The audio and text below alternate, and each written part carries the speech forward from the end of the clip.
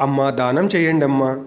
పొద్దున 10 గంటల ప్రాంతంలో మా ఇంట్లో ఒంటరిగా కూర్చొని యూట్యూబ్ వీడియోకి స్క్రిప్ట్ రాసుకుంటుండగా వినిపించింది నాకు. లేచి వెళ్ళి ఇంటి వీధి గేటు తెరిచి చూశాను. 60-65 వృద్ధుడొకరు కర్ర సాయంతో వీధిలో నిల్చొని అరుస్తున్నాడు.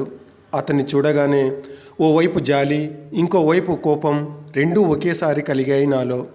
అతన్ని చూడగానే జాలి ఎందుకంటే పాపం ఏమీ తినినట్లు లేడు.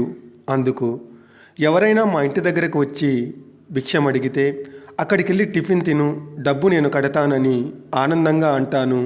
మా ఇంటి పక్కనే ఉండే దోశలామె ఇంటి వైపు చేయి చూపిస్తూ.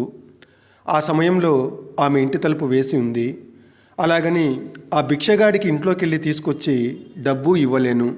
ఎందుకంటే రాత్రి సమయాల్లో ఆ భిక్షగాడు మా వీధి పక్కనుండే బ్రాందీ షాపు దగ్గర మందు తాగి పడిపోయి ఉండటాన్ని నా కళ్ళతో నేనే చూశాను 2-3 సార్లు.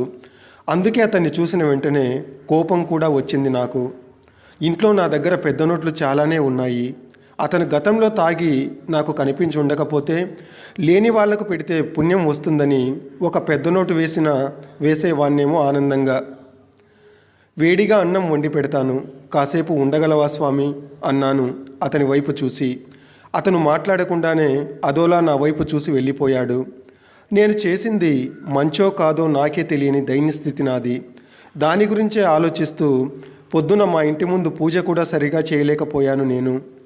11:30 గంటల ప్రాంతంలో నేను కడపకు పోతుండగా మళ్ళీ ఆ భిక్షగాడు బ్యాంకు దగ్గర కనిపించాడు నాకు.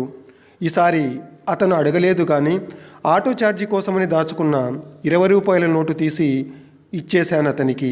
భగవద్గీతలో శ్రీకృష్ణ పరమాత్ముడు ఇలా అంటాడు, కర్మ చేయడం వరకే నీ పని, దాని ఫలితాల గురించి ఆలోచించకు అని. ఆ విధంగా చూస్తే ఆ భిక్షగాడికి భిక్ష వేయడం వరకే నా పని, దాని పాప ఫలితాలు ఆ పరమాత్ముడే చూసుకుంటాడన్న ధైర్యం నాది.